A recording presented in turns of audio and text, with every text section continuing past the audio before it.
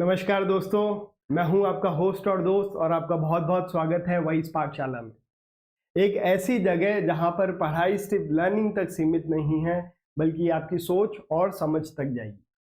अगर आप भी क्लास 10 सोशल साइंस में मार्क्स लाने से ज़्यादा कंसेप्ट को समझना चाहते हैं तो आप राइट प्लेस पर हैं, क्योंकि अगर आप कंसेप्ट को समझ जाते हैं तो मार्क्स अपने आप बेहतर हो जाएंगे। आज की क्लास के अंदर हम class 10th geography NCERT chapter number 3 water resources को पढ़ेंगे। इससे पहले हमने वाटर रिसोर्सेज के 2 पार्ट ऑलरेडी जो है वो लॉन्च कर दिए। अगर आपने नहीं देखा तो आप फर्स्ट और सेकंड पार्ट भी देख सकते हैं। आज का जो हमारा लेक्चर है वो थर्ड लेक्चर है। इससे पहले हमने लेक्चर नंबर 1 और लेक्चर नंबर 2 जो है वो निकाल दिया है।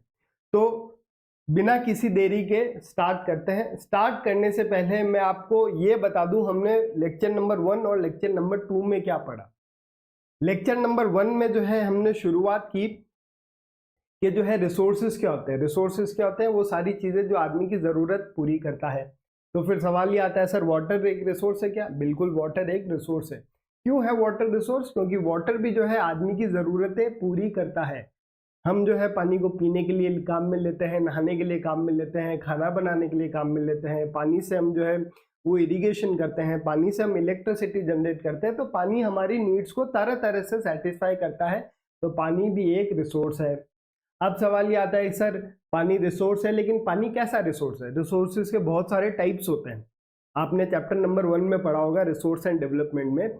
उसके अंदर हमने पढ़ा था resource on the basis of exhaustibility. तो हमने 2 तरीके के रिसोर्स पढ़े थे, एक पढ़ा था रिन्यूएबल और एक पढ़ा था नॉन रिन्यूएबल।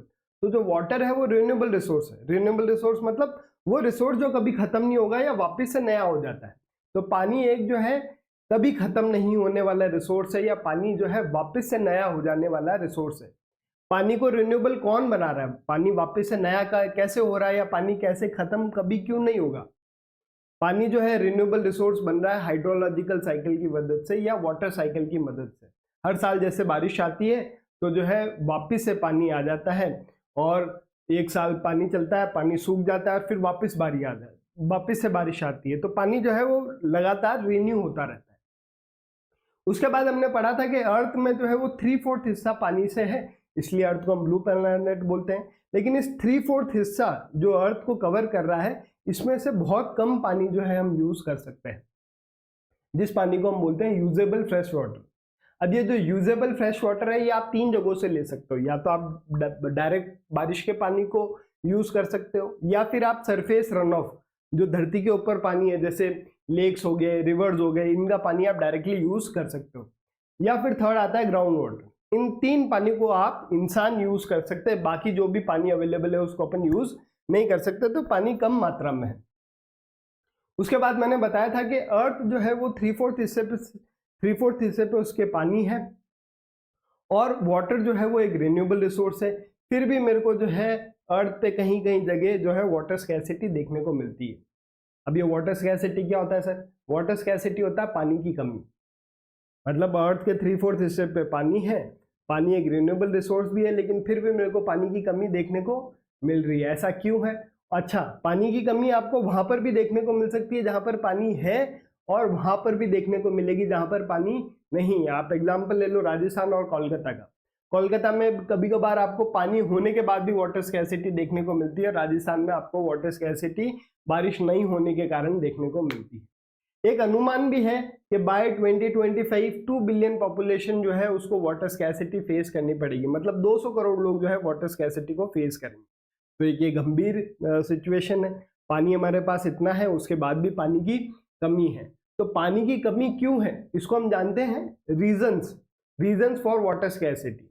अब वाटर स्कैर्सिटी के जो रीजंस है उसको भी हमने 2 पार्ट में डिवाइड किया हुआ। एक है क्वालिटेटिव रीजंस और एक है क्वांटिटेटिव रीजंस। क्वांटिटेटिव रीजंस मतलब पानी की कमी होना, किन कारणों की वजह से पानी में कमी आ रही है, और क्वालिटेटिव रीजंस मतलब पानी है लेकिन उसकी क्वालिटी जो है वो अच्छी नहीं है। तो सबसे पहले हम क्वांटिटेटिव रीजंस को देख लेते हैं। क्वांटिटेटिव रीजन जो सबसे पहला है वो है कि जैसे जैसे आबादी बढ़ रही है वैसे वैसे पानी की डिमांड भी बढ़ रही है। अब पानी की जब डिमांड बढ़ती है तो इस पानी को हर कोई एक्सेस नहीं कर पा रहा है, क्योंकि जो हमारे पास यूजेबल फ्रेश वाटर है वो लिमिटेड है। तो इसमें जिसके पास पैसा है, जो अमीर है, वो पानी को अफोर्ड कर पा रहा है, जिसके पास पैसा नहीं है वो पानी को एक्सेस नहीं कर पा रहा है। इसको एक एग्जांपल से समझो, अमीर आदमी के घर पे स्विमिंग पूल है और गरीब आदमी के पीने का भी पानी नहीं है। तो ये क्यों है कि हर एक लोगों के पास में जो पानी की एक्सेसिबिलिटी है वो क्या है, अलग अलग है। और ये क्यों आ रही है, क्योंकि पॉपुलेशन बढ़ रही है। सेकेंड कारण मैंने आपको बताया कि आजादी के बाद इंडिया में जो है अर्बनाइजेशन बहुत तेजी से बढ़ा। अर्बनाइजेशन क्या होता है, शहरों की पॉपुलेशन का बढ़ना। तो जब अर्बनाइजेशन हुआ तो अर्बन एरियाज के अंदर पॉपुलेशन डेंसिटी जो है वो बहुत ज्यादा बढ़ी, मतलब एक छोटे से एरिया में बहुत सारे ज्यादा लोग रहने लग गए। इसी के साथ साथ अर्बन एरिया में लोगों की अर्बन लाइफस्टाइल होती है। अब ये अर्बन लाइफस्टाइल और डेंस पॉपुलेशन और इंक्रीज इन अर्बन पॉपुलेशन की वजह से क्या हुआ ना, शहरों के अंदर जो लोगों ने जो वाटर उनके पास अवेलेबल था उसको एक्सप्लॉइट करना स्टार्ट कर दिया। कैसे एक्सप्लॉइट किया, हर एक आदमी ने अपने घर के अंदर एक पंपिंग डिवाइस लगा ली। आप देखोगे ज्यादातर कॉलोनीज के अंदर उनका खुद का एक पंपिंग डिवाइस है जिससे वो ग्राउंड वाटर एक्सट्रैक्ट कर रहे हैं और उसकी वजह से पानी जो है वो शहरों के अंदर ओवर एक्सप्लॉइट हो रहा है। तीसरा कारण क्वांटिटेटिव का है कि जैसे जैसे आबादी बढ़ रही है वैसे वैसे उनके खाने की डिमांड भी बढ़ रही है। उनके खाने की डिमांड को पूरी करने के लिए हमने क्या किया, हमारे पास जो एग्रीकल्चर लैंड था उसको हमने एक्सपैंड कर दिया। अच्छा, जब हमने एग्रीकल्चर लैंड हमारा एक्सपैंड किया तो इसमें हमको ज्यादा पानी डालना पड़ेगा। ज्यादा पानी डालना पड़ेगा, कहां से डालोगे, तो हमने क्या किया, ज्यादा ग्राउंड वाटर से पानी एक्सट्रैक्ट किया। और ये वाली सिचुएशन जब रबी क्रॉप होता है, मतलब ड्राई सीजन फार्मिंग होती है, जिस सीजन में बारिश नहीं होती, उस सीजन में हम और ज्यादा जो है वो धरती से पानी निकालते हैं और उसकी वजह से ग्राउंड वाटर जो है वो कम हो रहा है। अब ग्राउंड वाटर कम हो रहा है, इसके दो इफेक्ट आपको देखने को मिल सकते हैं। एक, ये पानी की अवेलेबिलिटी कम होना, ग्राउंड वाटर जैसे जैसे नीचे जा रहा है वैसे वैसे पानी की अवेलेबिलिटी कम होना। जैसे जैसे ग्राउंड वाटर नीचे जा रहा है वैसे वैसे फूड सिक्योरिटी का जो है या फूड इनसिक्योरिटी का खतरा भी बढ़ रहा है। फूड सिक्योरिटी क्या होती है, खाने की अवेलेबिलिटी, खाने की एक्सेसिबिलिटी और खाने की अफोर्डेबिलिटी। अगर पानी नहीं होगा तो आप खेती नहीं कर पाओगे और हर एक लोगों को खाना नहीं मिलेगा, तो फूड सिक्योरिटी खतरे में आ रही है।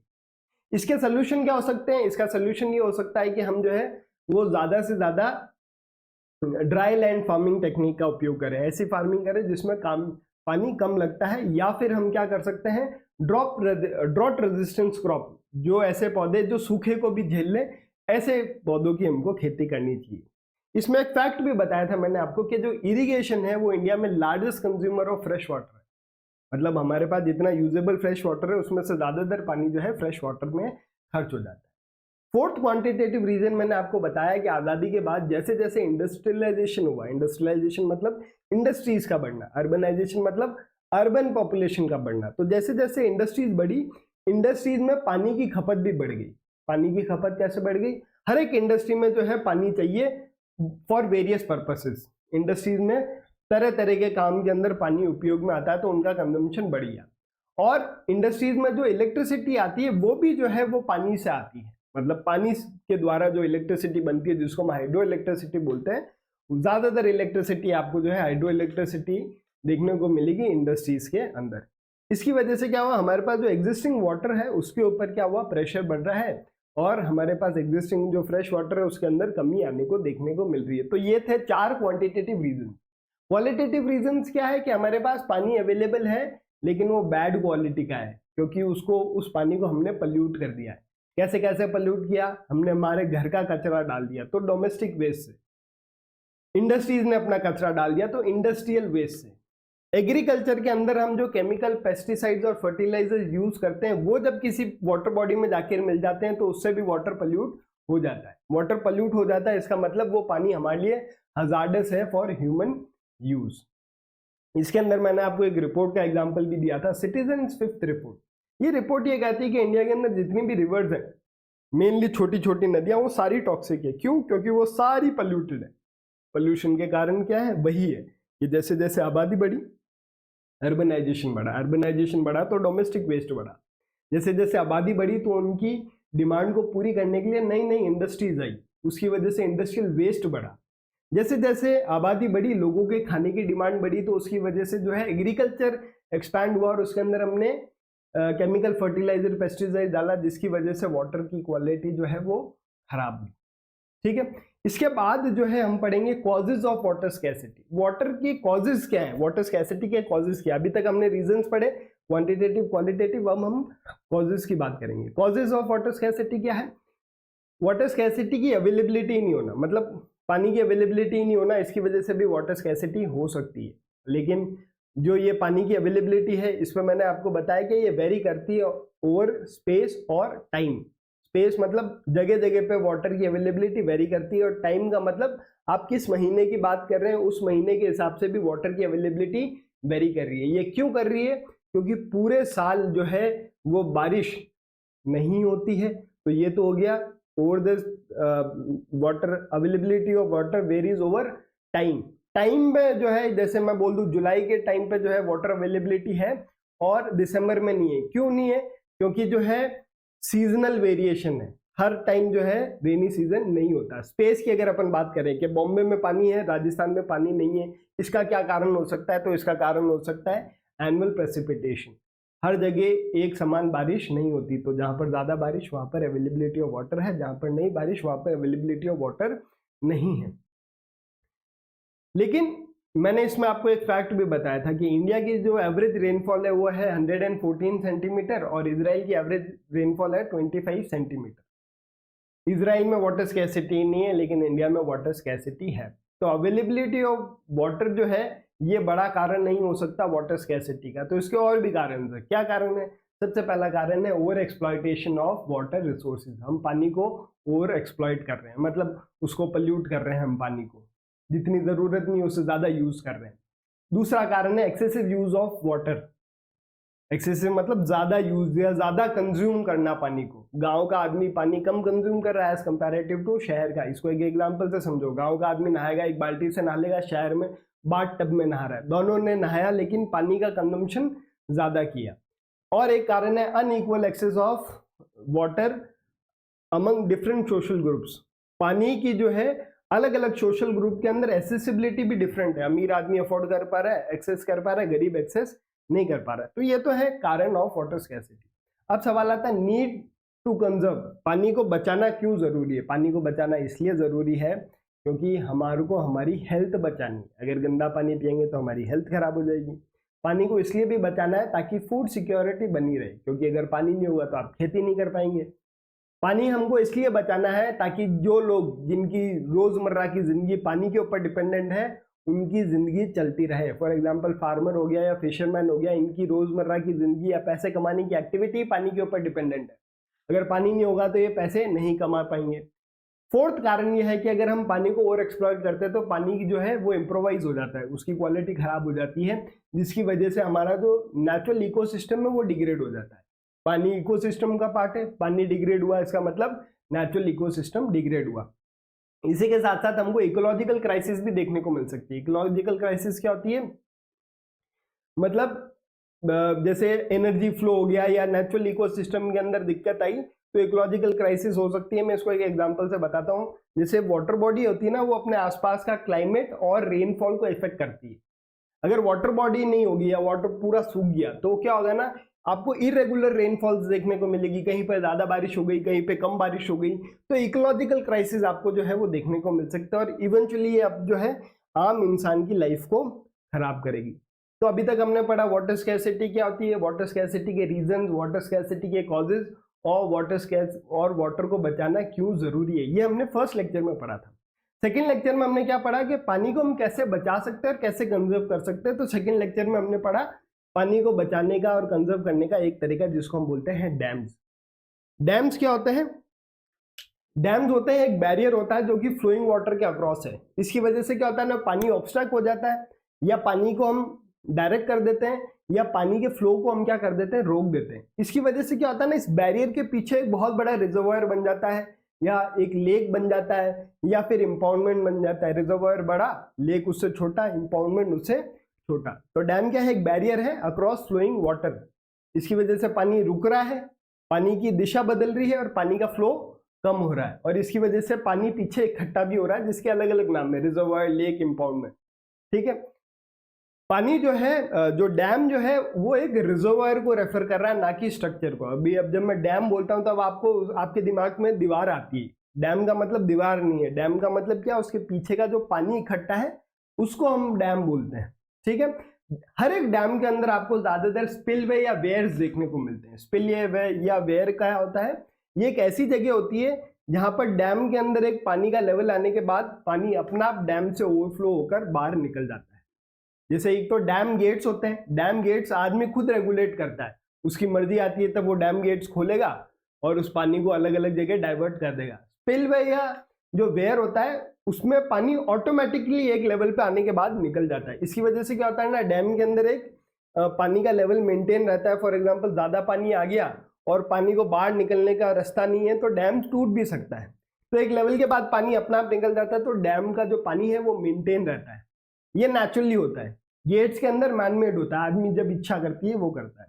ठीक है, अब ये डैम्स को हम अलग अलग तरीके से क्लासीफाई भी कर सकते हैं। डैम को स्ट्रक्चर के बेस पे और हाइट के बेस पे हम क्लासीफाई कर सकते हैं।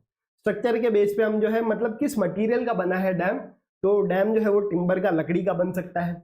डैम एम्बांकमेंट मतलब जो हमारे पास नेचुरली अवेलेबल मटेरियल्स हैं, जैसे मड हो गया, स्ट्रॉ हो गया, तो मतलब कच्चा बांध, और एक होता है पक्का बांध।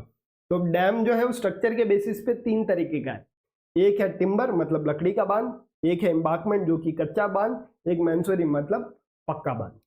डैम को हम हाइट के बेस पे भी जो है वो अलग अलग तरीके से क्लासिफाई कर सकते हैं। एक होता है हाई डैम जिसको हम लार्ज डैम या मेजर डैम भी बोलते हैं, फिर एक होता है मीडियम डैम और एक होता है लो डैम। तो डैम के क्लासिफिकेशन के भी तरीके हैं। अब ये जो डैम्स हैं ये पानी को बचाने में और कंजर्व करने में कैसे मदद करते हैं, तो ये सवाल आ सकता है, या ये सवाल ऐसे भी आ सकता है एडवांटेजेस ऑफ डैम, या फिर ये सवाल ऐसे भी आ सकता है कि डैम जो है उसके पर्पस क्या है, या डैम्स को मल्टीपर्पस क्यों बोला जाता है। डैम्स को मल्टीपर्पस भी बोला जाता है, क्यों, क्योंकि डैम का एक पर्पस नहीं है, डैम के बहुत सारे पर्पस है। डैम का एक एडवांटेज नहीं है, डैम के बहुत सारे एडवांटेज है। डैम जो है पानी को कंजर्व भी करता है और मैनेज भी करता है, और मैनेज तरह तरीके से करता है। तीनों सवालों का एक ही जवाब है। क्या जवाब है कि डैम जो है वो पहले तो वाटर को कंजर्व करता है। कंजर्व कैसे करता है, वो पानी को स्टोर करता है, तो कंजर्वेशन हो गया। स्टोर वाटर को हम अपनी इच्छा के हिसाब से यूज कर सकते हैं, तो अपनी इच्छा के हिसाब से अपन उसको मैनेज कर सकते हैं। कैसे कैसे मैनेज कर सकते हैं, इनिशियली डैम हमने इरिगेशन के लिए बनाए थे, मतलब खेती के लिए पानी देने के लिए बनाए थे, लेकिन बाद में हमने उस डैम से इलेक्ट्रिसिटी जनरेट भी की। इलेक्ट्रिसिटी जनरेट जो पानी से हो रही है उसको हम बोल रहे हैं हाइड्रो इलेक्ट्रिसिटी, और इंडिया में आज के टाइम पे 22% इलेक्ट्रिसिटी जो है वो हाइड्रो इलेक्ट्रिसिटी है। डैम जो है बाढ़ को कंट्रोल करने के अंदर भी मददगार है। मैंने आपको दामोदर रिवर का एग्जाम्पल बताया था कि दामोदर रिवर को बंगाल के अंदर सौर ऑफ बंगाल या सौर ऑफ रिवर बोलते हैं, क्योंकि उसमें हर साल बाढ़ आती है और लोगों की जो है लाइफ में बहुत प्रॉब्लम्स आती है। तो बांध जो है वो बाढ़ को कंट्रोल करता है। बांध का पानी आप डोमेस्टिक या इंडस्ट्रियल यूज के लिए भी लेते हैं, पीने का पानी हो गया या इंडस्ट्रीज में जो पानी जा रहा है वो डैम्स प्रोवाइड करता है। डैम्स रिक्रिएशनल एक्टिविटीज के लिए भी जो है वो यूजफुल है, टूरिज्म पर्पस के लिए भी डैम को यूज करते हैं। डैम से हम इनलैंड नेविगेशन कर सकते हैं। नेविगेशन मतलब पानी के रास्ते जाना। तो अगर एक डैम बन रहा है तो उसके पीछे रिजर्वायर कभी कभार 50-60 किलोमीटर का होता है, तो आप बोट से जो है वो एक जगह से दूसरी जगह जा सकते हो।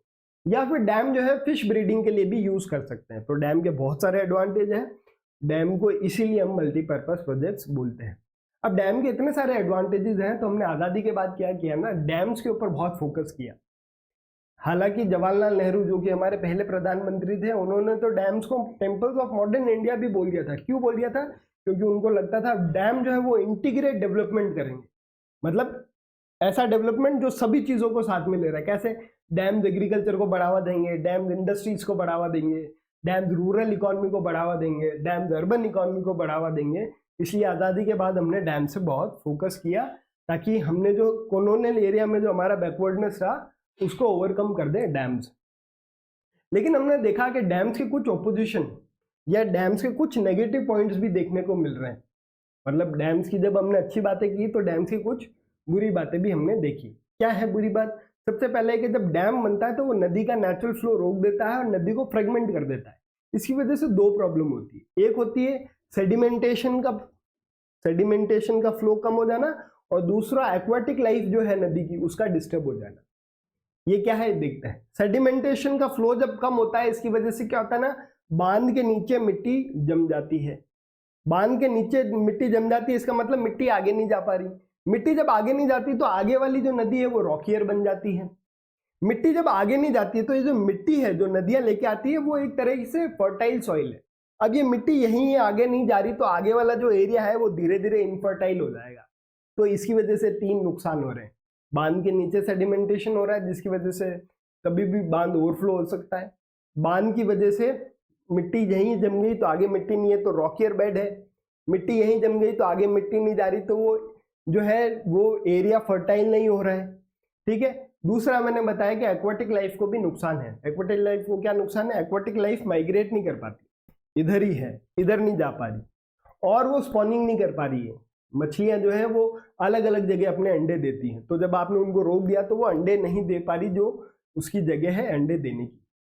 दूसरा मैंने आपको बताया कि अगर बांध किसी फ्लड प्लेन पे बने, मतलब प्लेन एरिया पे बने, तो वो बांध जो है बहुत सारा वेजिटेशन को डुबा देती है और बहुत सारे लोगों का जो है डिस्प्लेसमेंट भी हो जाता है।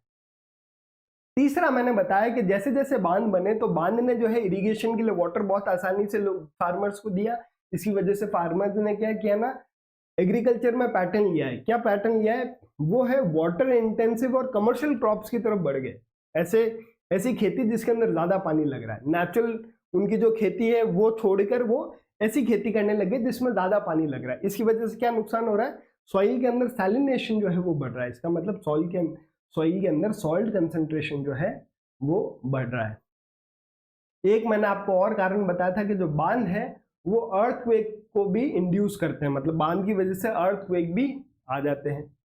एक कारण मैंने आपको ये बताया कि बांध की वजह से इंटरस्टेट डिस्प्यूट्स देखने को मिल रहे हैं। इसमें मैंने आपको एग्जांपल बताया था कृष्णा गोदावरी का डिस्प्यूट, जो कि महाराष्ट्र, कर्नाटक और आंध्र प्रदेश की सरकार में।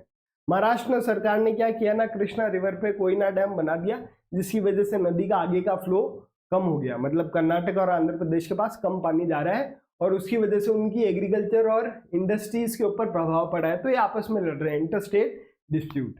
इसमें एक ये है कि जब आपके पास बांध है और बांध से जब आपका पानी आ रहा है तो आप पानी को एक्सेसिव यूज कर रहे हो, इसका मतलब आप पानी को जो है वो पल्यूट कर रहे हो। इरिगेशन में जब लोग ज्यादा पानी डाल रहे हैं तो इसकी वजह से पानी इकट्ठे होने की वजह से वो कीड़ों को भी जो है पेस्ट अट्रैक्ट हो रहे हैं, उसकी वजह से क्रॉप फेलियर हो जा रहा है। पानी जो बांध के अंदर खड़ा है उसकी वजह से वाटर बॉर्न डिजीजेस भी हो रही है। तो ये जो है ये बांध के जो है वो नुकसान आपको देखने को मिलते हैं।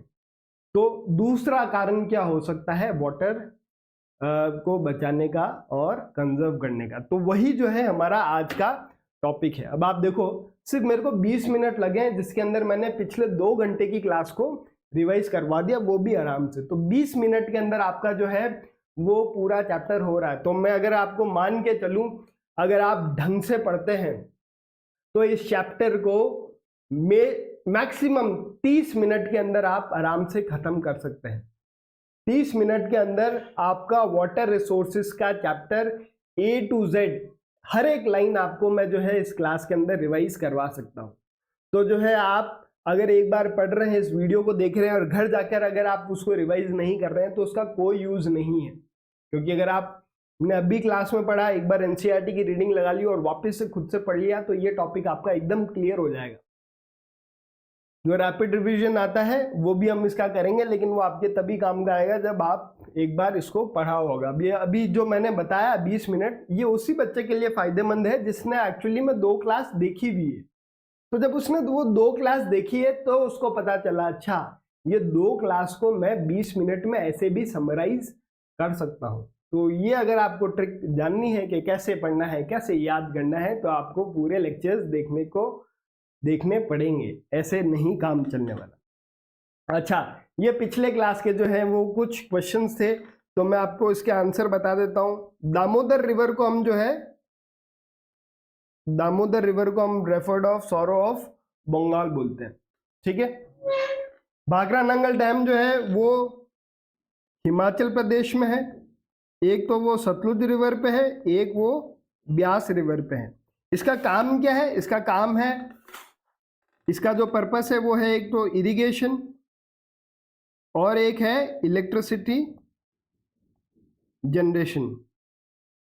ये क्वेश्चन मैंने आपको पिछली क्लास में दिए थे, ठीक है, तो उसके मैं आंसर्स बता रहा हूं। हीराकुड डैम जो है वो आपका महानदी पे है, और ये आपका उड़ीसा के अंदर है। इसका पर्पस जो है वो है वाटर को कंजर्व करना, कंजर्व वाटर, और एक पर्पस है फ्लड कंट्रोल।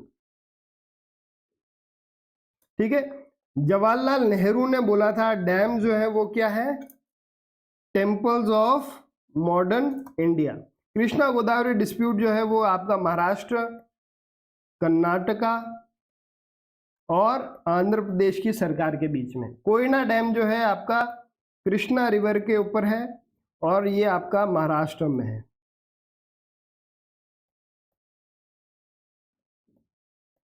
ठीक है, तो ये तो पिछली क्लास के क्वेश्चन है। अब जो है इस क्लास में हम क्या करेंगे, इस क्लास में हम पढ़ेंगे methods to conserve and manage water. Water को कैसे कंजर्व और मैनेज कर सकते हैं, दूसरा तरीका। एक तो डैम्स पढ़ा, दूसरा rain water harvesting, methods of rain water harvesting. बारिश, अच्छा रेन वाटर क्या होता है और रेन वाटर को हम कैसे कैसे हार्वेस्ट कर सकते हैं ये पढ़ेंगे। इसमें हम एक रूफटॉप रेन वाटर हार्वेस्टिंग के बारे में पढ़ेंगे, बैम्बू ड्रिप इरिगेशन के बारे में पढ़ेंगे, hydraulic structures of ancient India. Ancient India में भी हमारे पास पानी को कंजर्व और मैनेज करने के अलग अलग तरीके थे, तो उनके बारे में पढ़ेंगे। और फाइनली कुछ गवर्नमेंट पॉलिसीज के बारे में पढ़ेंगे जो कि वाटर स्कैर्सिटी से डील करते हैं। इसी के साथ जो है हमारा ये चैप्टर भी खत्म हो जाएगा। ठीक है, इस वीडियो का जो हमारा सब्सक्राइबर्स का टारगेट है वो 50 है, लाइक्स का टारगेट जो है वो 30 है और कमेंट का टारगेट 15 है। तो अगर आप ये वीडियो देख रहे हैं और इस चैनल के ऊपर अगर 50 सब्सक्राइबर नहीं हुए हैं तो अभी से जाके उस सब्सक्राइब बटन को दबा दीजिए। साथ साथ में आपको बेल आइकन भी दबा देना है ताकि नेक्स्ट वीडियो कोई भी आए तो आपसे मिस नहीं हो। अगर लाइक वीडियो पे 30 नहीं है, आप देख रहे हैं 30 नहीं है तो दबा दीजिए। ऐसा नहीं है कि 30 हो गए तो नहीं दबाएंगे, उसके बाद भी आपको अगर अच्छा लग रहा है तो दबा देना है। कमेंट में आपको क्या करना है, जो मैं लास्ट में इसके एमसीक्यूज दूंगा वो आपको कमेंट बॉक्स में करने हैं और इसी के साथ आप अपनी राय भी जो है वो कमेंट बॉक्स में दे सकते हैं। अब बात करते हैं रेन वाटर हार्वेस्टिंग। तो रेन वाटर हार्वेस्टिंग क्या होता है, रेन वाटर हार्वेस्टिंग क्या होता है, स्टोरिंग रेन वाटर। हार्वेस्टिंग मतलब स्टोर या कंजर्व करना, तो बारिश के पानी को स्टोर या कंजर्व करना। अब मैंने आपको पहले बताया कि जो डैम्स हैं, डैम जो है उसके आपको कुछ नेगेटिव भी देखने को मिलते हैं। मैंने आपको बताया डैम्स के क्या क्या नुकसान है। तो हमने एक अल्टरनेट तरीका निकाला वाटर को कंजर्व और मैनेज करने का। वो अल्टरनेट तरीका कौन सा है, रेन वाटर हार्वेस्टिंग। अच्छा, ये रेन वाटर हार्वेस्टिंग क्यों हमने किया, क्योंकि एक तो ये सबसे पहले चीप है, ठीक है, ये इको फ्रेंडली है, मतलब इन्वायरमेंट को इससे नुकसान नहीं है, ये कम्युनिटी बेस्ड है, मतलब एक आदमी नहीं सारी कम्युनिटी के ऊपर बेसिस है। इसके और क्या फायदे हैं, ये और फायदे हैं कि ये क्या करता है, स्टोर करता है रेन वाटर को। और क्या फायदे हैं, ये रिचार्ज करता है किसको, ग्राउंड वाटर को। और क्या फायदा है, ये डिपेंडेंसी या reduce dependency on water sources. तो हमने रेन वाटर को, डैम्स के बदले हमने रेन वाटर हार्वेस्टिंग को ज्यादा प्रेफरेंस दी टू स्टोर और कंजर्व वाटर। क्यों, क्योंकि एक तो ये सस्ता है, एनवायरनमेंट को इससे कोई नुकसान नहीं है, पूरी कम्युनिटी के ऊपर बेस्ड है, रेन वाटर को स्टोर करता है, ग्राउंड वाटर को रिचार्ज करता है, और आदमी की जो डिपेंडेंसी है वाटर सोर्सेज के ऊपर, जैसे नदी के ऊपर, लेक्स के ऊपर, कैनाल के ऊपर, उसको क्या करता है, कम करता है। ठीक है, रेन वाटर को जो है, रेन वाटर को राजस्थान में पालर पानी भी बोलते हैं। क्या बोलते हैं, पालर पानी। कहां पर, राजस्थान या वेस्टर्न राजस्थान। तो एक नंबर का सवाल बन सकता है, पालर पानी का मतलब क्या है। पालर पानी का मतलब क्या है, रेन वाटर। और इसको हम जो है वो प्योरेस्ट फॉर्म भी बोलते हैं, किसका, purest form of natural water. जो नेचर से हमको पानी मिल रहा है उसका अगर प्योरेस्ट फॉर्म है तो वो कौन सा है, रेन वाटर। तो पालर पानी मतलब रेन वाटर। राजस्थान में रेन वाटर को या बारिश के पानी को जो पीने लायक होता है उसको रेन वाटर बोलते हैं। आज भी लोग पूरे साल जो है बारिश के पानी को पीते हैं और उसको हम जो है वो पालर पानी बोलते हैं। देखो मैंने क्या बताया, multipurpose like big dams have many disadvantages, social, economic और environmental. So rainwater harvesting is seen a better alternative. It is cheaper, economic, eco-friendly and community based. Rainwater harvesting means collecting rainwater for the future use. This recharge ground water, saves water, reduce people dependency on water. Rain water को referred as pale pani in Rajasthan, also considered purest form of natural water. ठीक है, ये मैंने आपको भी इधर बताया लिख के कि लिख के क्या मतलब कर रहा है, और मैंने आपको बताया पीपीटी में ये कैसा दिख रहा है। तो अच्छा, अगर आपको अभी ये यहाँ पर क्लियरली नहीं दिख रहा है क्योंकि मैं आमने सामने आ रहा हूं, तो अगर आपको ये पीपीटी चाहिए तो टेलीग्राम का लिंक मैंने इस सेक्शन के डिस्क्रिप्शन बॉक्स में दिया हुआ है, तो आप वहां से जाके जो है वो टेलीग्राम लिंक को डाउनलोड कर सकते हैं। ठीक है, अब देखो रेन वाटर क्या होता है, रेन वाटर के एडवांटेजेस देख लिए। रेन वाटर हार्वेस्टिंग कैसे कैसे कर रहे हैं, कैसे कैसे कर रहे हैं। तो अगर हम बात कर रहे हैं वेस्ट हिमालयाज की, कहाँ की, वेस्ट हिमालयाज मतलब हिमाचल प्रदेश के आसपास की बात कर रहा हूं, तो वहां पर जो लोग हैं वो बना रहे हैं गुल्स या कुल्स। ये गुल्स या कुल्स क्या है, ये नालियां हैं। क्या करते हैं, जैसे बारिश का पानी होता है तो वो इकट्ठा कर लेते हैं। जैसे आपको इस फोटो में दिख रहा होगा, फर्स्ट वाली जो फोटो दिख रही है आपको इधर, ये वाली जो फोटो है, इसमें इन्होंने क्या किया, पहाड़ों के नीचे ऐसे खड्डे खोद दिए तो पानी की आके इकट्ठा हो गया। अच्छा, इस पानी जो इकट्ठा हो गया, यहां से इन लोगों ने छोटी छोटी नालियां बना ली। छोटी नालियों को गुल्स बोलते हैं, बड़ी नालियों को कुल्स बोलते हैं। तो इन जो जहां पर पानी स्टोर है, यहां से इन लोगों ने नालियां बना ली और इन नालियों को ले गए अपने खेतों में और वहां पर उन्होंने इरिगेशन कर लिया। तो बारिश के पानी को उन्होंने स्टोर किया, फिर उसको मैनेज कर लिया। ठीक है, गुल और कुल बोल रहे हैं, जो नालियां बनाई इनको गुल और कुल बोल रहे हैं। और ये कहां पर है, वेस्टर्न हिमालयाज के अंदर, पहाड़ों वाले क्षेत्रों के अंदर। ठीक है, दूसरा क्या है,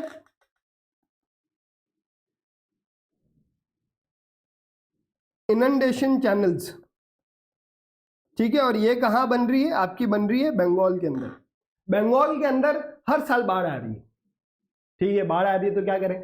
अच्छा, बाढ़ आ रही है तो उन लोगों ने क्या किया ना, बाढ़ का जो पानी, नदी में जो बाढ़ आई, तो ये जो नदी का बाढ़ का जो पानी है, इसको इन लोगों ने क्या किया, ऐसे चैनल्स बना के डाइवर्ट कर दिया अपने खेतों की तरफ।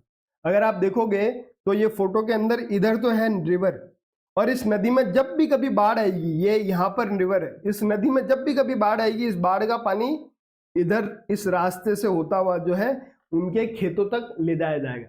तो बंगाल में बाढ़ आई नदी में, उस नदी के पानी को डाइवर्ट कर दिया चैनल्स बना के अपने खेतों की तरफ। एक और तकनीक है जिसको अपन बोल रहे हैं खादिन या जोहड़। खादिन जो है वो आपका जैसलमेर में है, और जोहड़ जो है वो आपके अदर पार्ट ऑफ राजस्थान। इसके अंदर हम क्या करते हैं ना, खेत के अंदर ही पानी को रोकने का एक स्ट्रक्चर बना देते हैं। फॉर एग्जांपल आपको ये दिख रहा होगा, इधर इसने ये जो है ये दीवार बना दी और ये पानी यहाँ पे स्टोर हो गया। ठीक है, अब इस स्टोर्ड पानी को आप यूज कर सकते हो अलग अलग जगह, खेती के लिए यूज कर सकते हो, पीने के लिए यूज कर सकते हो। खादिन जो है वो ज्यादातर खेती के लिए यूज किया जाता है, और जोहड़ के बहुत सारे पर्पस होते हैं, खेती के लिए, ड्रिंकिंग के लिए, एनिमल्स के लिए, तरह तरीके से जो है उसका यूज किया जाता है।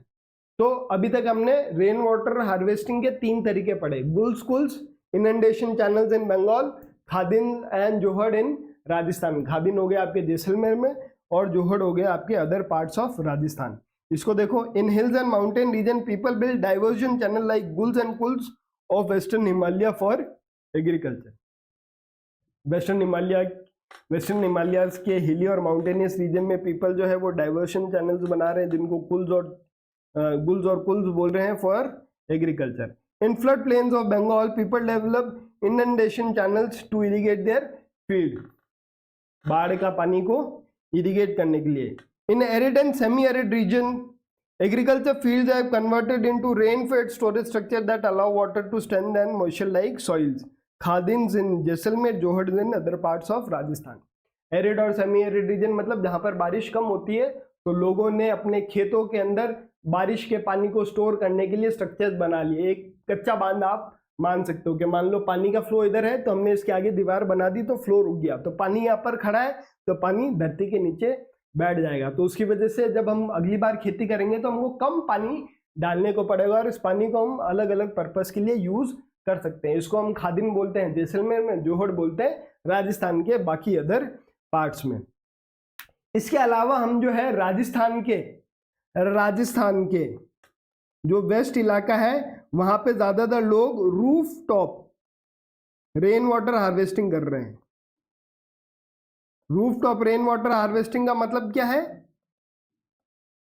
बारिश आई, छत के ऊपर पानी गिरा और उस छत के पानी को हमने पाइप से जो है वो कनेक्ट करके एक अंडरग्राउंड टैंक के अंदर ले गए। मतलब जो बारिश का पानी है, वो जो छत पे बारिश का पानी गिर रहा, उसको हम स्टोर या कंजर्व कर रहे हैं, इसको बोलते हैं roof top rain water harvesting. Roof top rain water harvesting जो है राजस्थान के अंदर इसको अंडरग्राउंड टैंकास से जोड़ रखे हैं। तो जो है ये जो roof top rain water harvesting है प्लस टंकास, मतलब अंडरग्राउंड टैंक। आप ये जो फोटो दिख रहे हो इसमें देख रहे हैं कि ये छत है और इस छत से जो है एक आदमी ने एक पाइप जोड़ रखा है और इस पाइप से जो पानी अंडरग्राउंड टैंक में जा रहा है, ये भी देखो, ये देखो, ये छत से इन लोगों ने पाइप जोड़ रखे हैं और ये पाइप जो है इस टैंक के अंदर जाकर इकट्ठा हो रहा है। ठीक है, तो राजस्थान के जो लोग हैं, ये मेनली ये जो टंका वाला सिस्टम है ना, ये आपको बीकानेर, फलौदी और आपका जो है बाड़मेर के अंदर देखने को मिलता है। अच्छा, ये जो टंकाज है ना, ये रूम जितने बड़े भी हो सकते हैं। जैसे एक टंका मिला हमको फलौदी टैंक, फलौदी के अंदर हमको एक टंका मिला है जो 6.1 मीटर तो डीप है, ठीक है, और आपका 4.27 तो उसकी लेंथ है और 2.44 उसकी विड्थ है। ठीक है, इतना बड़ा दिखा है। अच्छा, ये जो अंडरग्राउंड टैंकास है, ये घर के एकदम बीच में बनाते हैं। मतलब जब आप roof top rain water harvesting की बात करो तो ये जो छत पे पानी गिरा है, इसको स्टोर कहाँ कर रहे हैं? इसको स्टोर कर रहे हैं हम अंडरग्राउंड टैंकास के अंदर। तो राजस्थान में roof top rain water harvesting भी हो रही है और साथ साथ में अंडरग्राउंड टैंकास भी हो रहा है। तो दोनों सेम है, मतलब दोनों एक दूसरे का पार्ट है। ठीक है, तो वेल कनेक्टेड है ये रूफ टॉप और अंडरग्राउंड।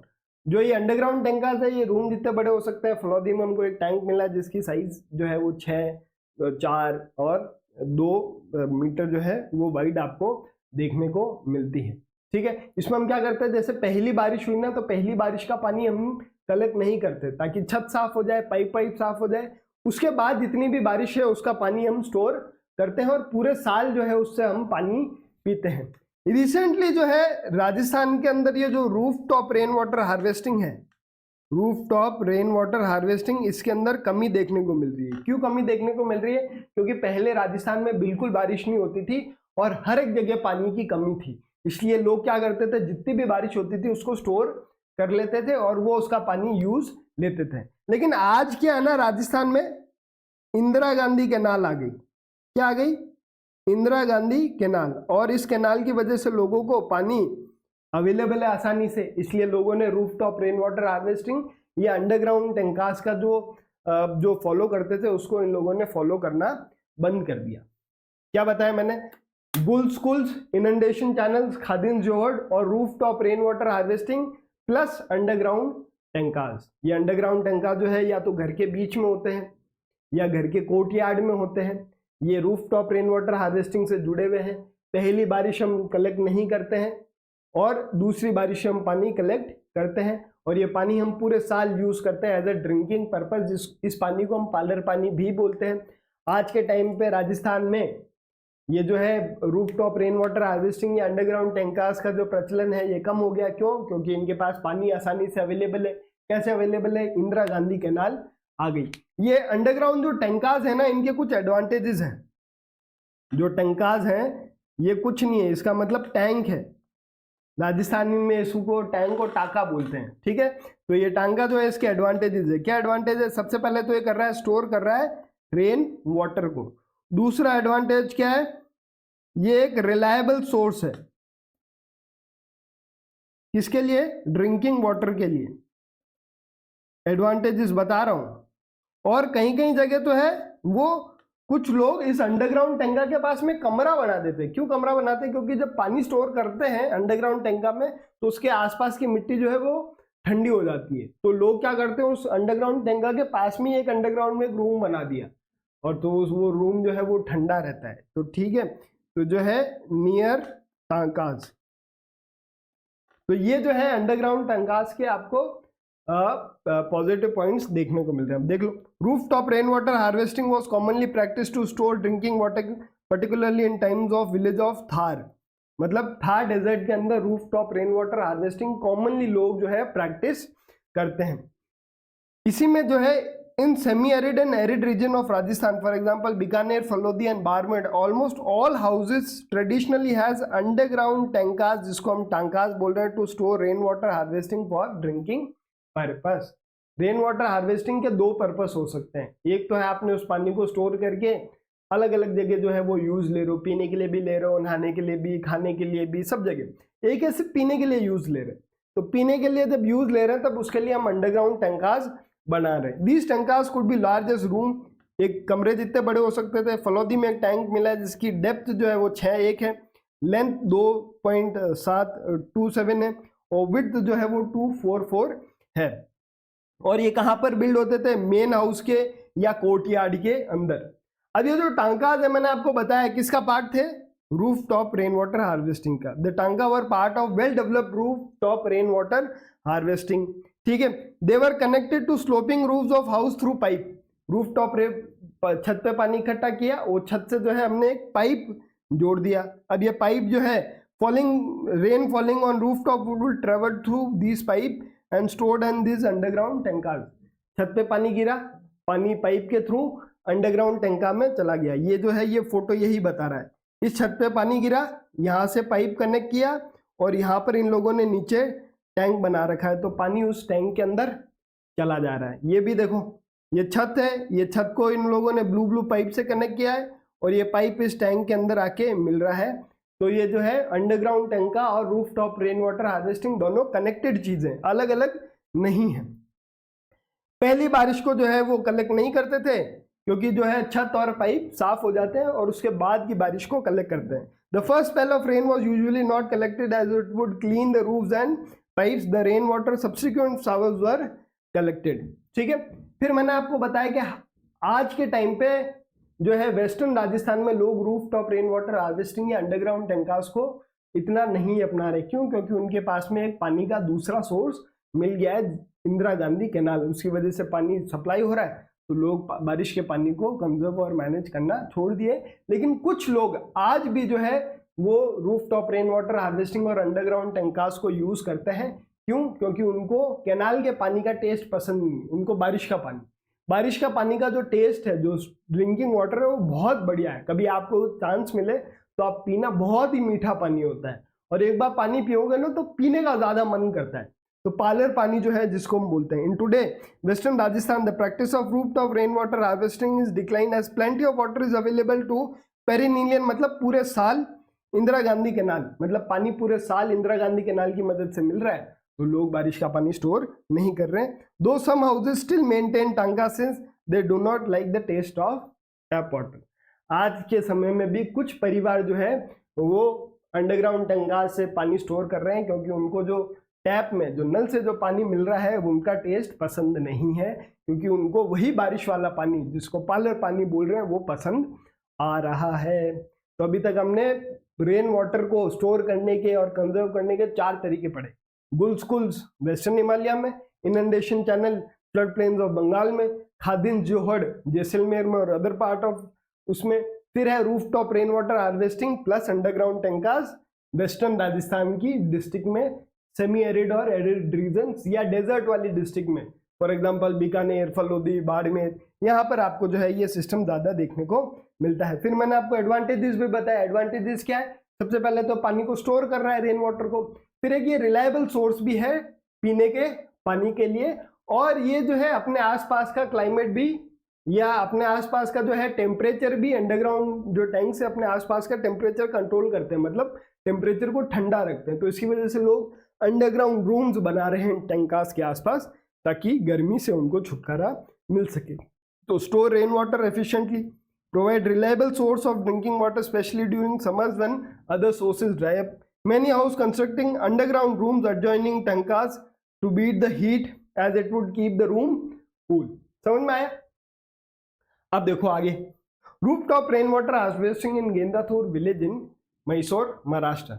गेंदातूर जो विलेज है वो आपके मैसूर डिस्ट्रिक्ट कर्नाटका के अंदर है। यहाँ पे जो है वो 200 घर है। कितने घर है? 200 घर। और ये जो गेंदातूर जो विलेज है इसकी जो एवरेज रेनफॉल है, साल में जो एवरेज रेनफॉल है वो है 1000 mm। ऐसा कहते हैं कि अगर 10 बारिश हो जाए, 10 बारिश हो जाए और उस 10 बारिश के 80% पानी को ये लोग स्टोर कर लें तो हर एक घर एक साल में 50,000 लीटर पानी जो है वो स्टोर कर सकता है। मैंने अभी क्या बताया? मैंने बोला पूरे गांव में। अच्छा, Gendathur village Mysore district Karnataka state के अंदर है। इस गांव के अंदर 200 घर है और इस गांव की एवरेज बारिश है वो 1000 mm है, मतलब 100 सेंटीमीटर। कितनी?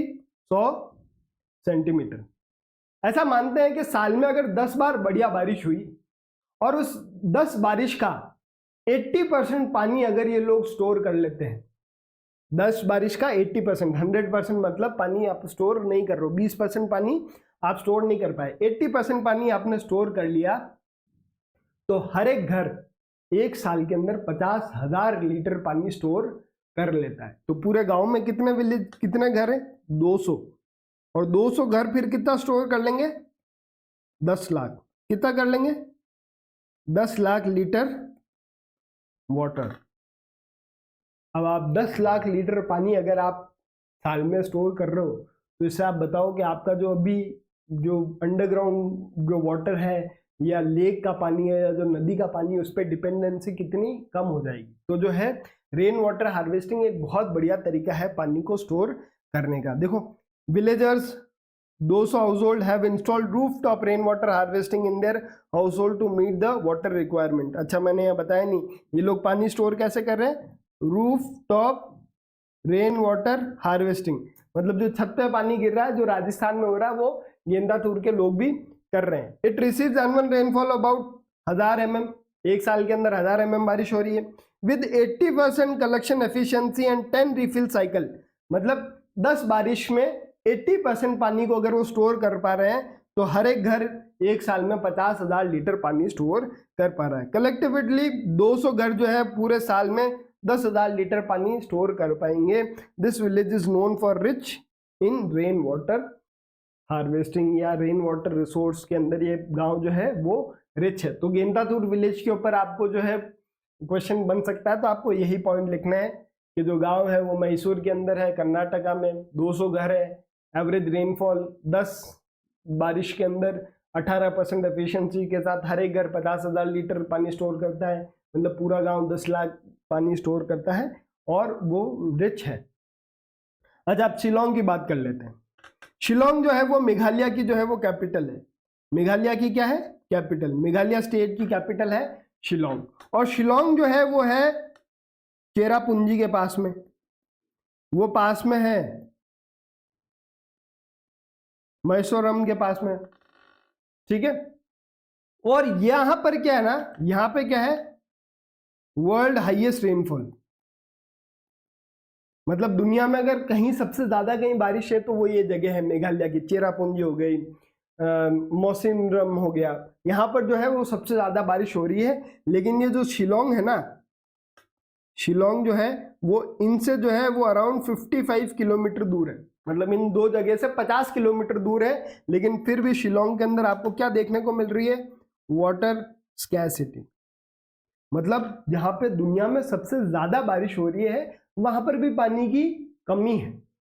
तो अब शिलोंग वालों ने क्या किया, क्योंकि यहाँ पे बारिश बहुत ज्यादा होती है, तो इन लोगों ने भी क्या अपनाया? रूफटॉप। क्या अपनाया इन लोगों ने भी? Rooftop rain water harvesting. इतनी बारिश हो रही है तो उन्होंने जो छत पे पानी गिरा उसको किया, और इसकी वजह से क्या हुआ, इनकी जो वाटर की रिक्वायरमेंट थी वो 15 से 25% जो वाटर रिक्वायरमेंट है वो इस रेन वाटर से पूरी हो रही है। शिलोंग मेघालय की कैपिटल है, ये दुनिया की जो सबसे ज्यादा रेनफॉल वाला एरिया है वहां का एरिया है। लेकिन फिर भी शिलोंग के अंदर हमको वाटर स्कैरसिटी देखने को मिलती है, इसलिए शिलोंग के अंदर लोगों ने क्या कंपलसरी कर दिया? Roof top rain water harvesting, जिसकी वजह से उनकी जो 15 से 25% वाटर की जो रिक्वायरमेंट है वो क्या हो गई, पूरी हो गई। इसको ऐसे देखो, Shillong the capital of Meghalaya commonly practice roof top rain water harvesting. क्यों कर रहे हैं? This is notable because Cherrapunji and Mawsynram just 55 kilometre away. Shillong से चेरापूंजी और मौसिनरम 55 किलोमीटर अवेलेबल है।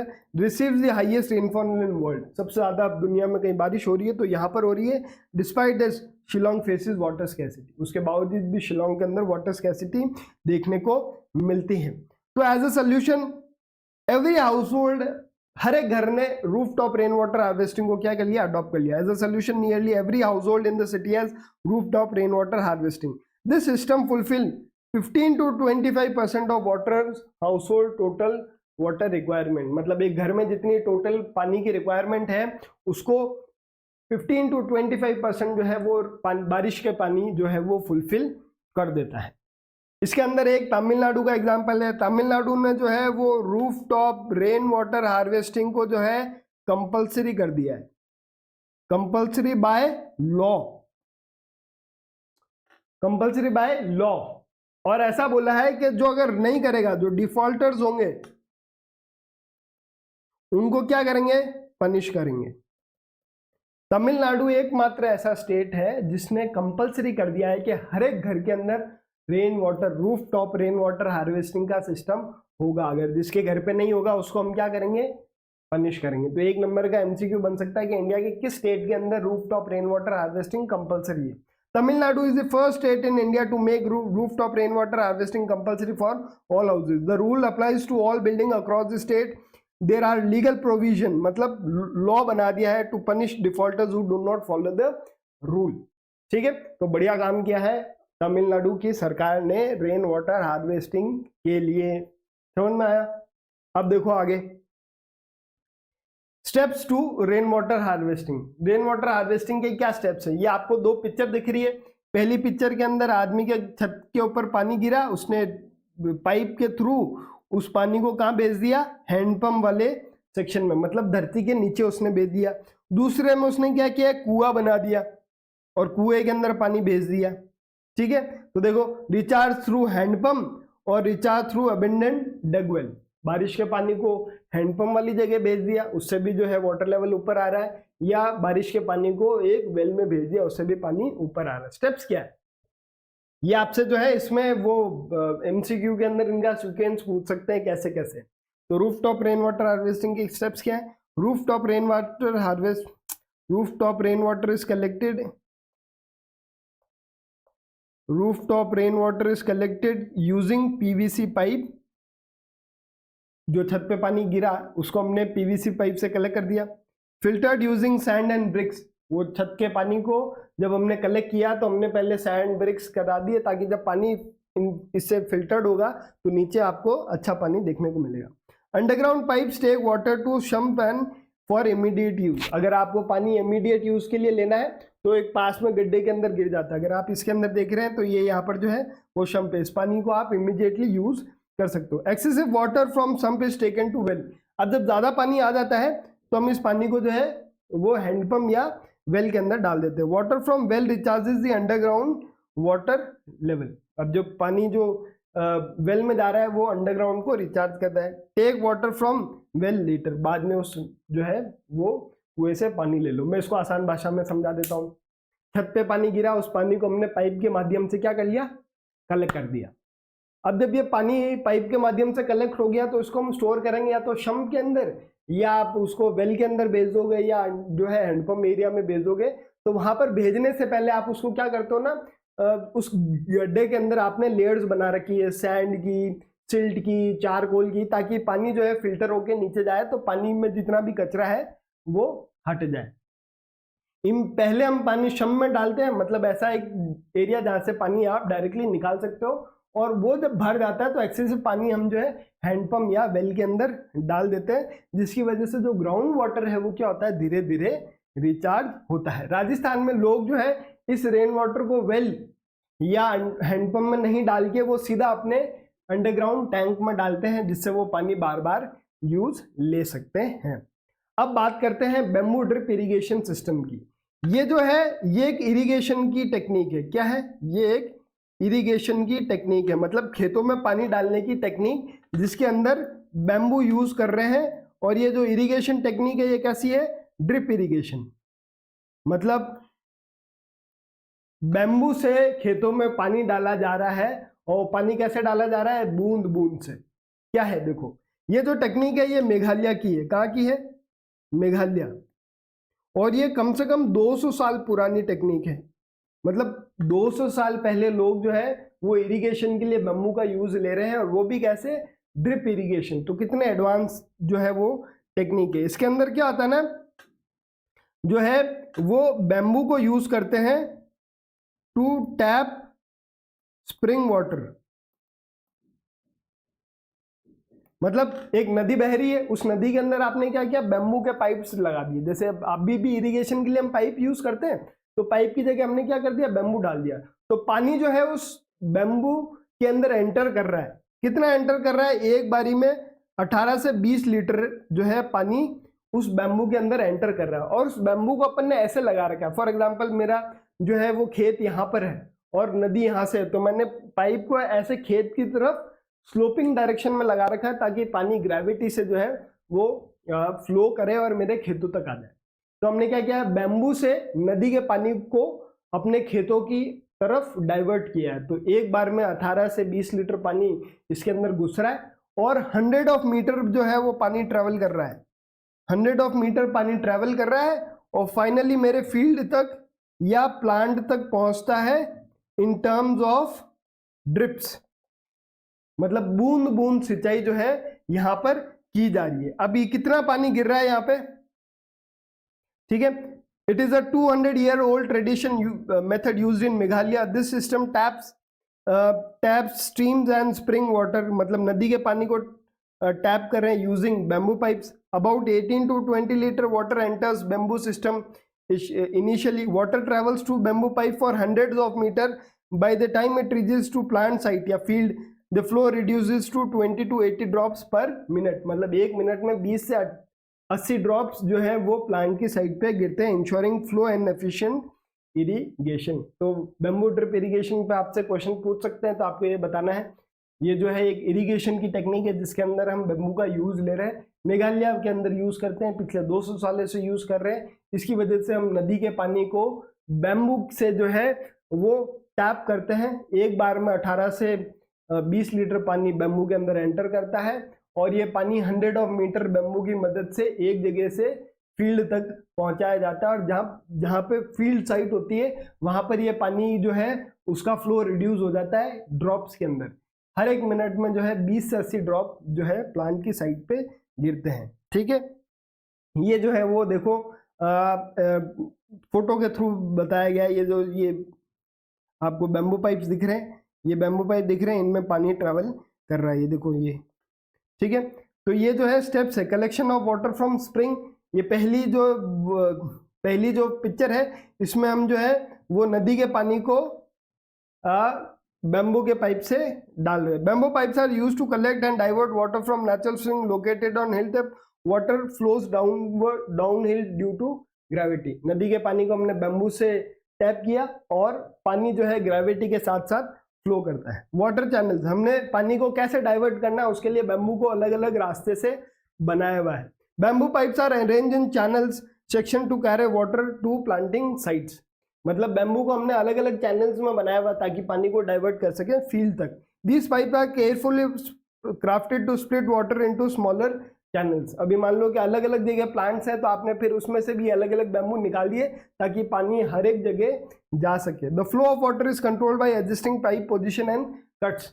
पानी के फ्लो को हम जो है पाइप की पोजीशन से एडजस्ट कर रहे हैं। कहीं पे ज्यादा करना है तो पाइप को थोड़ा टिल्ट कर दिया, पानी का फ्लो कम करना है तो थोड़ा उठा दिया। तो हमने जो है उसके हिसाब से पानी को चैनलाइज करना, डाइवर्ट करना, फ्लो करना, ये सब हमने बैम्बू पाइप की मदद से किया। अच्छा, कहीं बीच में अगर रास्ता आ गया तो हमने उस बैम्बू पाइप को रास्ते से ऊपर उठा लिया। ठीक है, crossing roads, when bamboo pipe need to cross roads और path they are raised above the ground to avoid obstruction. बीच में अगर रास्ता आ गया तो बैम्बू को आपने हाइट पे उठा दिया।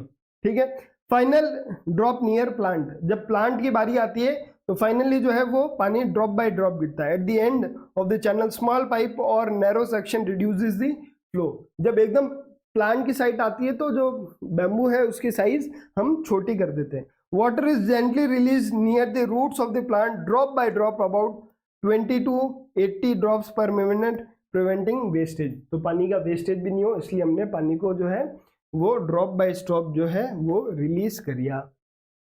ठीक है, तो एक क्वेश्चन ये बन सकता है कि जो मेघालय के अंदर या बैम्बू ड्रिप इरिगेशन क्या है उसके बारे में एक नोट लिखो। तो मेघालय में यूज करते हैं 200 साल पुराना जो टेक्निक है, इरिगेशन करते हैं हम, नदी के पानी को फील्ड तक पहुंचाते हैं with the help of bamboos. Bamboo के अंदर 18 से 20 लीटर पानी एंटर करता है, लेकिन प्लांट तक जो है वो 20 से 80 ड्रॉप के अंदर गिरता है, या आप उसके स्टेप्स भी जो है वो लिख सकते हैं। अब हम बात करते हैं, ये तो है मॉडर्न तरीका पानी को बचाने का और कंजर्व करने का। एंशिएंट तरीका क्या था? एंशिएंट इंडिया में भी जो लोग हैं वो पानी को बचाते थे और कंजर्व करते थे।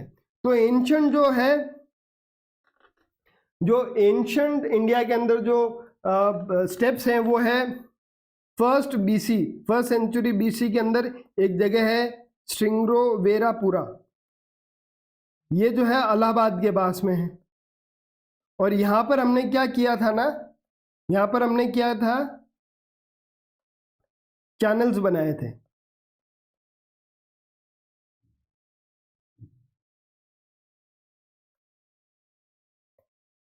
जो गंगा का जो फ्लड वाटर है, गंगा का जो फ्लड वाटर है उसके लिए हमने चैनल्स बनाए।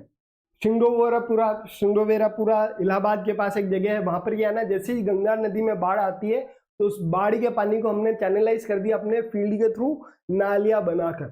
तो ये हम एंशिएंट इंडिया में भी कर रहे हैं। फर्स्ट सेंचुरी बीसी की बात है ये।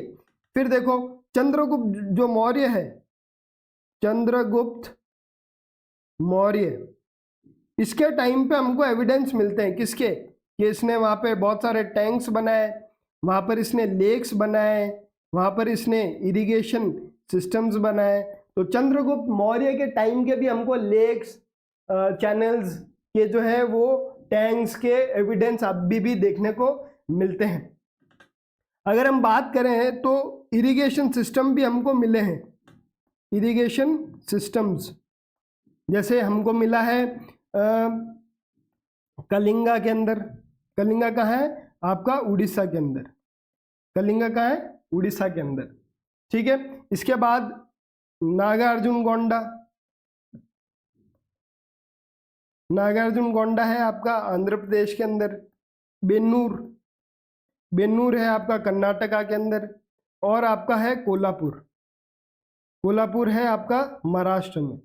तो इन जगह भी जो है हमको क्या देखने को मिला है, इरिगेशन सिस्टम्स। एंशिएंट इंडिया में हम कैसे इरिगेट करते थे, हमको जो है इरिगेशन सिस्टम्स के एविडेंस देखने को मिले हैं।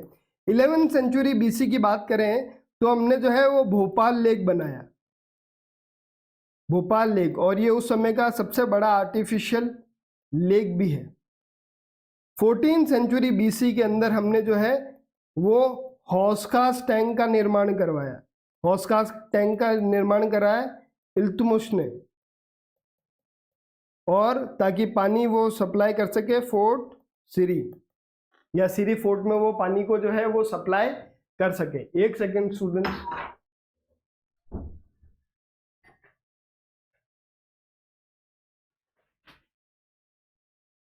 ठीक है, तो एंशिएंट इंडिया में हमने जो है पानी को बचाने के लिए क्या क्या किया। तो सबसे पहले फर्स्ट सेंचुरी बीसी के अंदर हमको एविडेंस मिले कि श्रृंगवेरापुरा जो जगह इलाहाबाद के पास में है, वहां पर गंगा के बाढ़ के पानी को चैनलाइज करने के लिए चैनल्स बनाए। दूसरा, चंद्रगुप्त मौर्य के टाइम पे हमको लेक्स, टैंक्स, इरिगेशन सिस्टम देखने को मिले। इरिगेशन सिस्टम एंशिएंट इंडिया के हमको और भी जगह देखने को मिले। कहाँ कहाँ पर मिले? हमको मिला है कलिंगा जो कि उड़ीसा के अंदर है, हमको मिला है नागार्जुनगोंडा जो कि आंध्र प्रदेश में, हमको मिला बेन्नूर जो कि कर्नाटका में, हमको मिला कोल्हापुर जो कि महाराष्ट्र में है। इसी के साथ 11वीं सेंचुरी बीसी में भोपाल लेक का निर्माण करवाया गया, जो उस समय का सबसे बड़ा आर्टिफिशियल लेक रहा है। 14वीं सेंचुरी के अंदर जो है वो हौसखास टैंक जो है वो बना है। अगर कोई जो बच्चा दिल्ली का है उसको पता है, वो डियर पार्क के अंदर जो हौसखास टैंक है वो इल्तुतमिश ने बनाया 14वीं सेंचुरी में, ताकि सिरी फोर्ट के अंदर पानी को सप्लाई किया जा सके। तो अगर आप देखो in first century Sringaverapura near Allahabad has sophisticated water harvesting system channelising flood water of river Ganga. River Ganga का जो वाटर को चैनलाइज करने के लिए हमने जो है हार्वेस्टिंग सिस्टम बनाया हुआ था। During the time of Chandragupta Maurya dams lake irrigation systems were extensively build. Chandragupta Maurya ने डैम्स इरिगेशन सिस्टम लेक बनाए। Evidence of sophisticated irrigation works have also found in Kalinga, Nagarjunakonda, Benur और कोल्हापुर। इरिगेशन के जो हमारे पास एविडेंस हैं वो हमको वहां पर भी देखने को मिले। 11th सेंचुरी में हमको भोपाल लेक देखने को मिला है जो कि उस समय का one of the largest artificial lake है। और इन 14th century हॉस्कास tank was constructed by Iltutmish to supply water to Siri fort area. अब हम बात कर लेते हैं कुछ जो है गवर्नमेंट पॉलिसीज की जो वाटर कंजर्वेशन या वाटर स्कैर्सिटी से रिड्यूस करने में मदद कर रही है। सबसे पहली है प्रधानमंत्री कृषि सिंचाई योजना। ये जो है ये अगर आप इसमें पॉलिसी का नाम ही पढ़ पा रहे हो तो कृषि मतलब तो फार्मिंग, सिंचाई मतलब इरिगेशन। तो इस जो है इसका मतलब क्या है, लोगों को या फार्मर को इरिगेशन जो है वो सप्लाई करना। इस पॉलिसी के ऑब्जेक्टिव्स, जैसे इंडिया में क्या है ना, आज भी ज्यादातर लोगों के पास में 60% लोग ऐसे हैं जिनके पास में खुद का इरिगेशन का सोर्स नहीं है। तो वो साल में एक ही बारिश करते हैं जब बारिश होती है, साल में एक ही बार खेती करते हैं जब बारिश होती है। तो बारिश का पानी होता है तब खेती करते हैं, जब नहीं होता तब खेती नहीं करते हैं क्योंकि उनके पास इरिगेशन का सोर्स नहीं है। तो हमारे प्रधानमंत्री ने एक ये जो है वो पॉलिसी लॉन्च की, प्रधानमंत्री कृषि सिंचाई योजना। इसका मतलब फार्मर्स को इरिगेशन के लिए वाटर जो है वो सप्लाई करना है। तो इसका ऑब्जेक्टिव क्या है, इसका ऑब्जेक्टिव है कि इरिगेशन देना है ताकि क्या हो सके, एग्रीकल्चर लैंड जो है वो क्या हो सके, एक्सपैंड हो सके। इसका एक नारा भी है, हर खेत को पानी, मतलब हर एक एग्रीकल्चर फील्ड तक पानी पहुंचना चाहिए। इसका जो दूसरा ऑब्जेक्टिव क्या है कि जो वाटर की एफिशिएंसी है उसको क्या करना है, बढ़ावा देना है। वेस्टेज को क्या करना है, कम करना है। इसमें और क्या है कि हम सस्टेनेबल वाटर कंजर्वेशन टेक्निक जो है वो यूज करें, जैसे ड्रिप इरिगेशन हम जो है वो यूज करें। ठीक है, तो प्रधानमंत्री कृषि सिंचाई योजना क्या है, ये है कि हर एक किसान के पास में इरिगेशन का एक सोर्स हो ताकि वो बढ़िया खेती कर पाए। उसको हम ये भी बताएं कि पानी को आप कैसे बेहतर तरीके से यूज करें और पानी का कम वेस्टेज कैसे करें ताकि ड्रिप इरिगेशन लगा लो या सस्टेनेबल जो है वाटर टेक्निक्स आप यूज करो। ठीक है, फिर है अटल भूजल योजना। अटल भूजल योजना क्या है, ये ग्राउंड वाटर से रिलेटेड है। किससे रिलेटेड है, ग्राउंड वाटर से।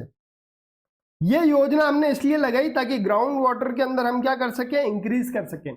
ये जो योजना है ना, ये है 18,220 विलेजेस के अंदर है।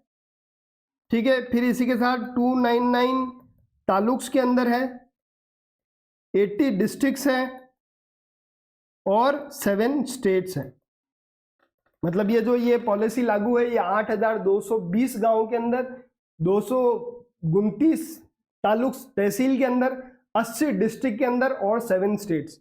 7 स्टेट्स कौन कौन से हैं इसके वो देख लो। सबसे पहला है आपका कर्नाटका, नीचे से ऊपर चलेंगे, कर्नाटका के बाद महाराष्ट्र, महाराष्ट्र के बाद आपका गुजरात, गुजरात के साथ साथ आपका एमपी लगता है, एमपी के बाद आप आ जाओ राजस्थान पे, फिर आप आ जाओ हरियाणा पे, फिर आप आ जाओ यूपी पे। ये जितना एरिया है ना, ये 30% एरिया है जहां पे क्या है, ग्राउंड वाटर कम। मतलब मैं बोल दूं कि पूरे इंडिया का ग्राउंड वाटर जो कम एरिया वाला है, ग्राउंड वाटर के कम वाला एरिया उसको 100 मान लेता हूं, तो उसमें जो 37% एरिया है वो ये एरिया है।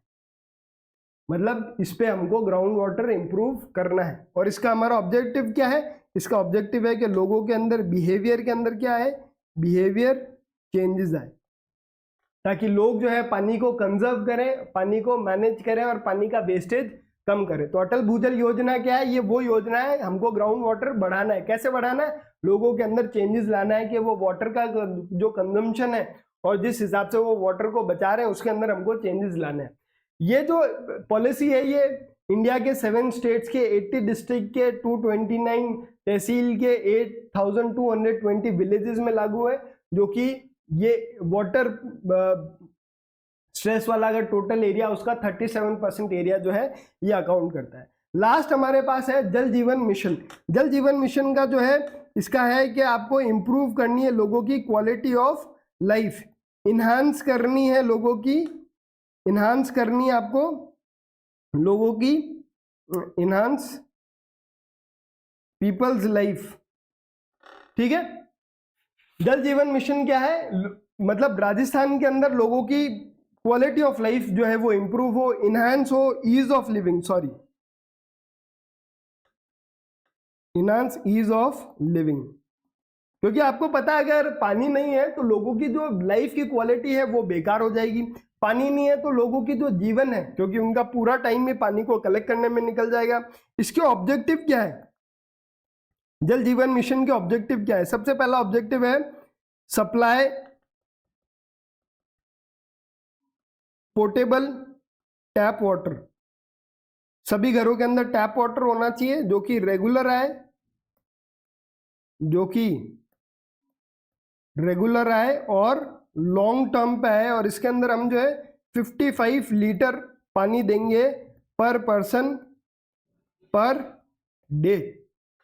ठीक है, देखो प्रधानमंत्री Krishi Sinchayee Yojana, it has been started with ensure to access some means to protective irrigation for all agriculture farms in country, thus bringing much desired rural prosperity। मतलब प्रोटेक्टिव इरिगेशन, सबको हम इरिगेशन फैसिलिटी देंगे। इसके ऑब्जेक्टिव क्या है? To enhance the physical access of water on farm and expand cultivated area assured by irrigation.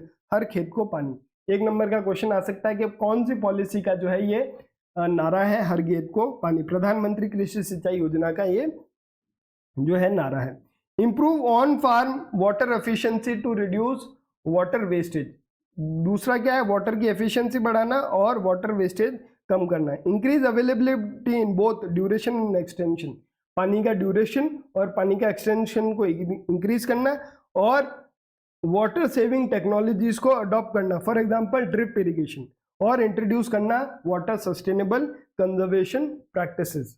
अटल भूजल योजना या अटल जल, इसका क्या है? ये इंडिया के 8220 विलेजेस में 229 एडमिनिस्ट्रेटिव ब्लॉक्स या तालुक्स में 80 डिस्ट्रिक्ट्स है और 7 स्टेट्स है, Gujarat, Haryana, Karnataka, Madhya Pradesh, Maharashtra, Uttar Pradesh. The selected area accounts 37% of total number of water stress over exploited critical और semi critical blocks in India. अगर पूरे स्ट्रेस वाटर स्ट्रेस एरिया को मिला लें तो ये जितने एरिया पे लागू है ये 37% एरिया पे लागू है। One of the key aspect of Atal Jal is to bringing behavioural change in the community from prevailing attitudes of consumption and conservation and smart water management. लोगों के बिहेवियरल चेंजेस लेके आना है कि वो किस हिसाब से वाटर को कंज्यूम कर रहे हैं और वो किस हिसाब से वाटर को कंजर्व कर सकते हैं।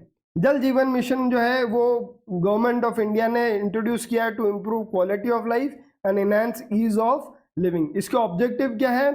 हर एक घर में पोर्टेबल पाइप वाटर पहुंचाना है, पर एक आदमी को 55 लीटर पर डे पहुंचाना है on regular basis to ensure the tap connections. ठीक है, अब मैं एक बार अपन ने अभी आज की क्लास के अंदर क्या क्या पढ़ा मैं आपको पूरा एक बार बता देता हूँ। आज की क्लास में हमने पढ़ा वाटर को आप कैसे बचा सकते हो और कैसे कंजर्व कर सकते हो। इसका दूसरा तरीका जो कि है rain water harvesting. Rain water harvesting क्या होता है? पानी, बारिश के पानी को स्टोर करना और कंजर्व करना। क्यों करना? क्योंकि डैम्स के बहुत सारे डिसएडवांटेजेस हैं, तो ये एक बेटर अल्टरनेटिव है। क्यों है? क्योंकि ये चीप है, इको फ्रेंडली है, कम्युनिटी बेस्ड है, पानी के वाटर को स्टोर करता है, ग्राउंड वाटर को रिचार्ज करता है, लोगों की डिपेंडेंसी कम करता है। रेन वाटर हार्वेस्टिंग हम कैसे कैसे कर सकते हैं? रेन वाटर हार्वेस्टिंग अलग अलग तरीके से कर सकते हैं। वेस्टर्न हिमालयाज के अंदर लोग गुल्स और कुल्स बना रहे हैं, फ्लड प्लेन्स ऑफ बंगाल के अंदर लोग इनंडेशन चैनल्स बना रहे हैं, राजस्थान सेमी एरिड और एरिड रीजन ऑफ राजस्थान में लोग जो है खादिन्स और जोहड़ बना रहे हैं। सेमी एरिड और एरिड रीजन जहां पर जैसे बीकानेर हो गया, फलौदी हो गया, बाड़मेर हो गया, वहां पे लोग रूफटॉप रेन वाटर हार्वेस्टिंग भी कर रहे हैं with the help of underground tankas. Underground tankas के एडवांटेजेस क्या है? ये पहले तो पानी को स्टोर कर रहा है, पानी को रिलायबल सोर्स है, आसपास के टेम्परेचर को मेंटेन करता है और ये पालर पानी को स्टोर करता है, जिसको one of the purest form of natural water बोला जाता है। पालर पानी क्या होता है? रेन वाटर, जिसको वेस्टर्न राजस्थान में पालर पानी हम बोलते हैं। इसके बाद हमने पढ़ा कि जो है वो गेंदातूर विलेज की कहानी पढ़ी। गेंदातूर विलेज जो है मैसूर के अंदर, कर्नाटका के अंदर है। 200 घर है, 1000 mm साल में बारिश हो रही है, 10 रिफिल, 80% एफिशिएंसी के साथ हर एक घर 50,000 लीटर पानी स्टोर कर सकता है, साल में 10 लाख।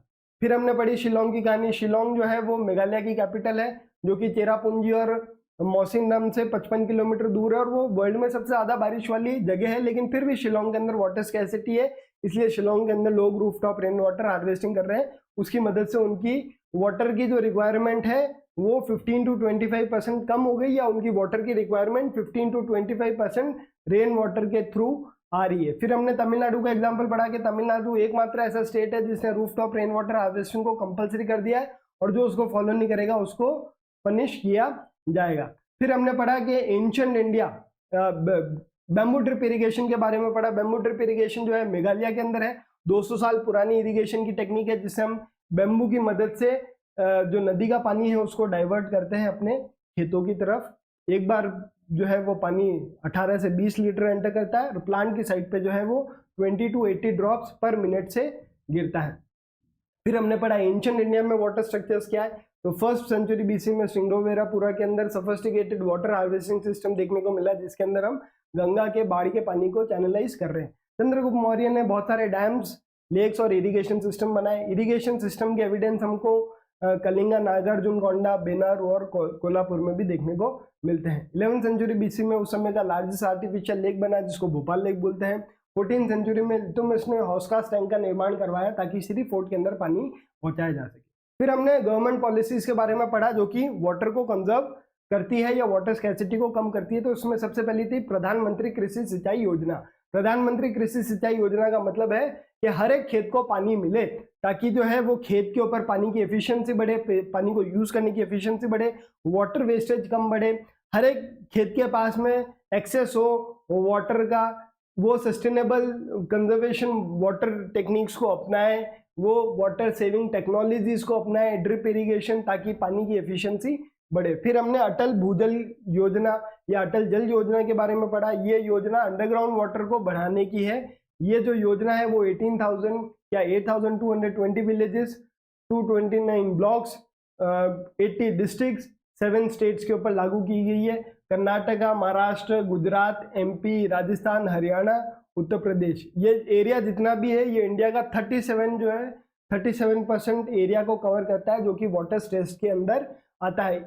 इसका ऑब्जेक्टिव है कि लोगों के में बिहेवियरल चेंज हमको लेके आना है, ताकि जो लोग जिस हिसाब से वाटर कंज्यूम कर रहे हैं और कंजर्व कर रहे हैं उनके बिहेवियरल चेंजेस में चेंजेस आए, ताकि ग्राउंड वाटर ऊपर आए। फिर हमने पढ़ा जल जीवन मिशन। जल जीवन मिशन जो है वो गवर्नमेंट की एक योजना है, जिसके अंदर वो लोगों की क्वालिटी ऑफ लाइफ बढ़ाना चाहते हैं, लोगों की ईज ऑफ लिविंग बढ़ाना चाहते हैं। इसके ऑब्जेक्टिव क्या है कि लोगों के घर तक नल से पानी प्रोवाइड किया जाए और हर एक आदमी को हर एक दिन 55 लीटर पानी हम प्रोवाइड करें on regular basis for long term.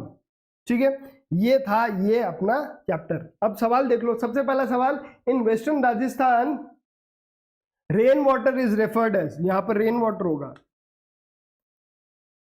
Western Rajasthan में रेन वाटर को हम क्या रेफर करते हैं? खादिन्स जो है वो किस एरिया में फाउंड है? Rooftop rain water harvesting is decline in Rajasthan due to. Rajasthan में रूफटॉप रेन वाटर हार्वेस्टिंग क्यों डिक्लाइन हो रहा है? Has made rooftop rain water harvesting compulsory by law. कौन से स्टेट ने रूफटॉप रेन वाटर हार्वेस्टिंग को कंपल्सरी कर दिया by law? Bamboo drip irrigation कहां पर फाउंड है? इस फाउंड होगा ये बैम्बू ड्रिप इरिगेशन आपको कहां देखने को मिलता है? तो ये जो है आपके लिए होमवर्क है, इसके आंसर्स आपको कमेंट बॉक्स में देने हैं और इसका आंसर मैं आपको जो हमारा नेक्स्ट लेक्चर होगा उसमें दूंगा। अच्छा, आप कुछ क्वेश्चंस देख लो आपके होमवर्क के लिए। What is rain water harvesting and its uses? Rain water क्या होती है, उसके यूज क्या है? What are different methods of rain water harvesting? Rain water harvesting के अलग अलग मेथड्स क्या है? Explain features and advantages of underground tank to store water. Underground जो टैंक है उसके एडवांटेजेस बताओ। Describe rooftop rain water harvesting in Gendathur village. Gendathur village में जो रूफटॉप रेन वाटर हार्वेस्टिंग है उसके फीचर्स बताने। Describe rooftop rain water harvesting in Shillong, Shillong में जो रूफटॉप रेन वाटर हार्वेस्टिंग है उसके फीचर्स बताने। How people in ancient and medieval time used to conserve and manage water, give examples. Ancient और medieval time में लोगों ने पानी को कंजर्व और मैनेज कैसे किया, एग्जांपल के साथ बताओ। Describe 3 government policies to reduce water scarcity, कोई 3 सरकारी पॉलिसीज जिसने वाटर स्कैर्सिटी को कम किया है। इसी के साथ हमारा ये आज का लेक्चर खत्म होता है। हम आपसे मिलेंगे वेडनेसडे को शाम 4 बजे और अगली क्लास में हम पढ़ेंगे पावर शेयरिंग, आपके पॉलिटिकल साइंस का फर्स्ट चैप्टर है। ठीक है, पॉलिटिकल साइंस का फर्स्ट चैप्टर पावर शेयरिंग से हम स्टार्ट करेंगे। इसी के साथ आप हमको विदा दीजिए, हम मिलते हैं आपसे नेक्स्ट क्लास में वेडनेसडे शाम 4 बजे। तब तक के लिए जय हिंद, जय भारत, धन्यवाद।